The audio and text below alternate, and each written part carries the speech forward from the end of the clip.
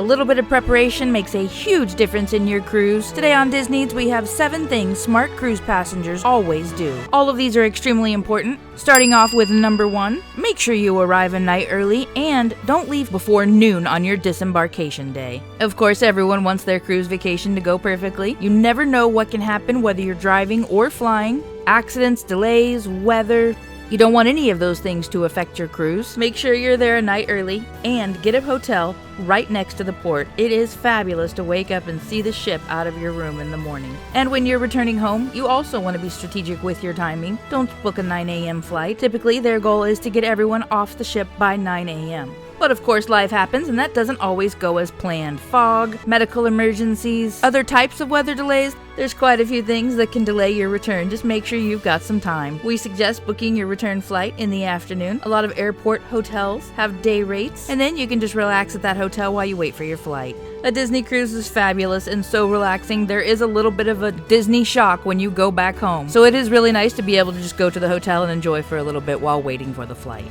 Number 2 is passport books. It's extremely important that you know which documentation is needed for your cruise. Especially these days with vaccines and COVID testing, there is a lot of documentation that you need to have done perfectly, so make sure you go to the Know Before You Go section on Disney Cruises' website. It'll tell you exactly what documentation you need. You want to know that for COVID as well as for legal travel. For example, we are U.S. residents. When we go to the Bahamas, if we are boarding a cruise that embarks and disembarks from the same port location, then we don't have to have a passport book. We can use passport card. There's other documentation combinations that you can use. Make sure and go look at that so you do know exactly what you need. But here's the thing. If you are a U.S. citizen traveling to the Bahamas, you are legally allowed to use a passport card or combination of other documentation at this time. That could change in the future. Here's the catch. If for some reason you need to return home, you cannot fly with just a passport card or a birth certificate from country to country. So from the Bahamas back to the U.S., you can't do it unless you have the passport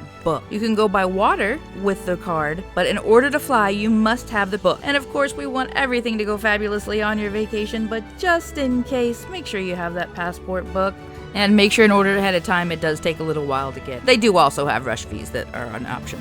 Number 3, research the alcohol options. On Disney Cruise Line, they do not have alcohol packages. You can carry on 2 bottles of wine or 6 bottles or cans of beer per person over 21 per port. So that is nice to be able to do, and that can definitely help with the alcohol bill. There are a couple of other things that are available. They have a drink of the day cup. Every day there will be a special drink of the day, both alcoholic and non-alcoholic. The cup is usable for drink of the day or even for other drinks that they have listed on their sheet. The drink of the day cup is a little bit larger than the regular glasses and is also a little bit cheaper. So that can help you save a little bit as well. And they also have a beer mug that's the same concept. You get a few more ounces for a little bit less money, and with the beer mug, you can trade it in for a little coin that you can just carry around to get another beer when you're ready, instead of having to carry the mug around with you. You also can bring those cups and mugs back year after year.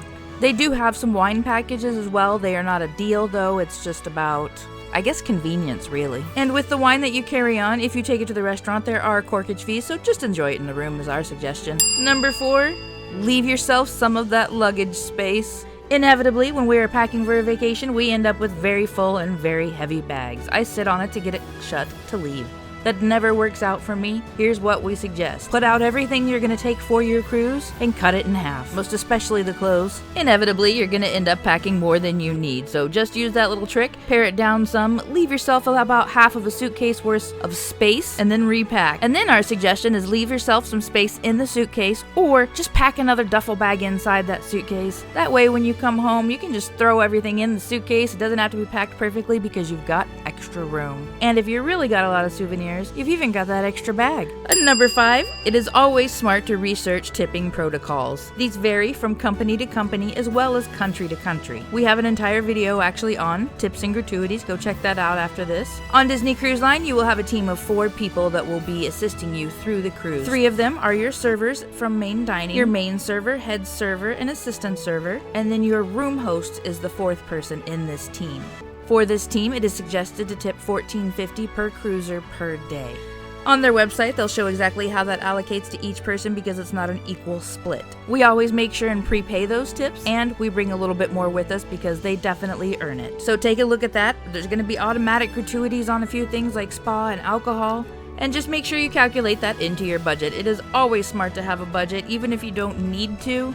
It's just smart to do it. Those numbers can get big pretty quick. And it's good just to have some guidelines at least. In their Navigator app, they also have an invoicing section, so you can keep track of how your charges are adding up daily if you choose. Which leads us into number 6, Disney Cruise Line's Navigator app. You will need this while you're on the cruise, and you will need it before. I suggest you download it as soon as you book your vacation. It's got a fun countdown in there that you can share with your little ones. When you book your cruise, verify when your reservation window opens. That used to be at the same time as your online check-in. During the last couple of years, they've put them at different times. Just verify when those are going to be for your cruise, because you want to do the online check-in at midnight as soon as it's available, because people will get in there to get their alcohol tastings, dining reservations. You want to make sure and get any princess gathering tickets, nursery reservations, and a lot of other important details, your port excursions as well. So make sure you have that downloaded and ready, and that you know when those times are to book those items. If for some reason when you go in there to reserve it, if they are not available,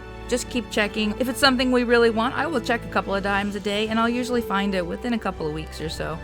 I think it is probably because I just keep on checking so much, but things do open up. People change their minds. If for some reason you're not able to book what you want before you get on the ship, go straight to guest services once you get there. See if maybe they can assist you with a reservation or a wait list. Number 7, smart Disney cruise passengers use the stairs and pace themselves with food.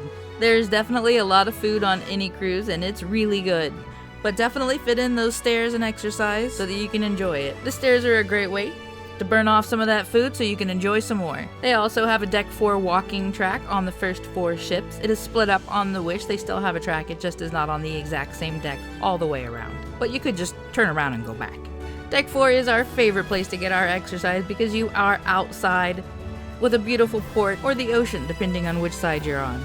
And purely for fun is the character call. Disney Cruise Line has an option to set up a character call, which can be a lot of fun for the little ones. If they love to hear from Mickey, Minnie, or Goofy, you can delight them with a call from one of these favorite characters announcing the details of your cruise.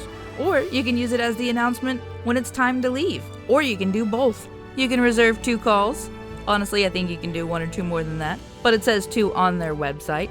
You just go to their website to schedule this call. It'll let you pick a character. It'll have a few other details.